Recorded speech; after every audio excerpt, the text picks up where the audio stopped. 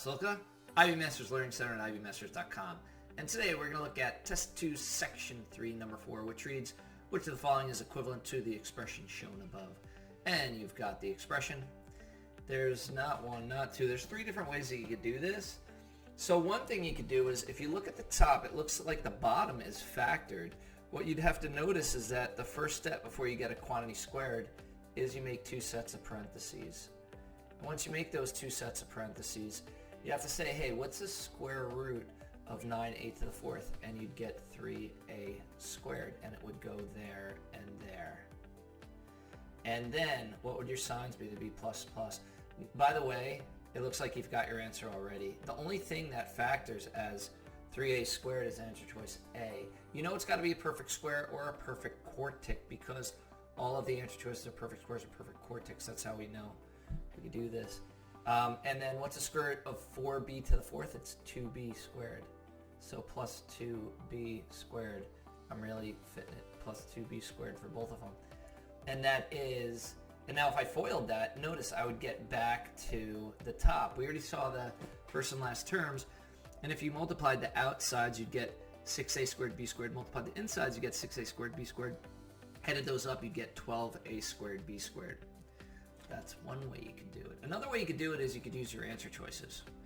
Now, if you're using your answer choices, think if you were squaring answer choice A, you'd have 3a squared plus 2b squared times 3a squared plus 2b squared. A common mistake is just to distribute the exponent.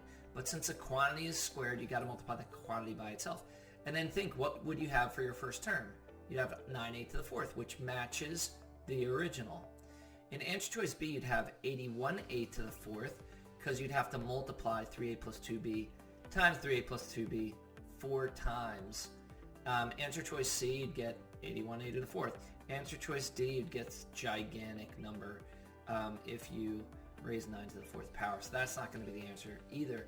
So first thing you could do is factor the original. Second thing you could do is use your answer choices. In fact, whenever you're unsure how to do a math problem, ask yourself, could I pick numbers, could I use my answer choices? So we could see for this question, we could use our answer choices. We could have also picked numbers.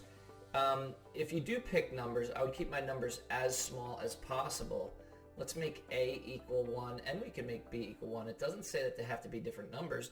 And notice, if we plug 1 in for a and b, we'll get different answers in answer choices anyway. And then we'd have 9 times 1 to the fourth plus 12 times 1 squared. All I'm doing is plugging my 1 in for a and b in the original, times 1 squared plus 4, run out of room here, times 1 to the fourth.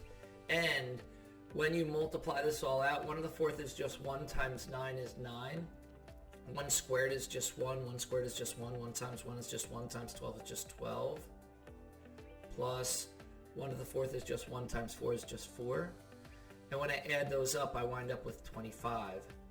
So whenever you've got variables in the answer choices, you could use this approach. You pick numbers, answer the question on your own, and then plug those numbers you picked into each answer choice and see what gives you the same answer.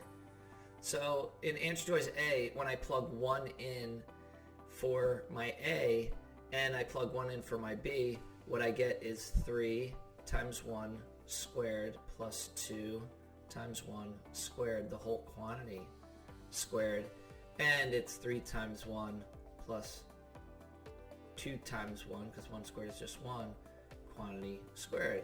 And so it's just 3 plus 2 quantity squared, which is 5 squared, which will give you that 25, which we were looking for.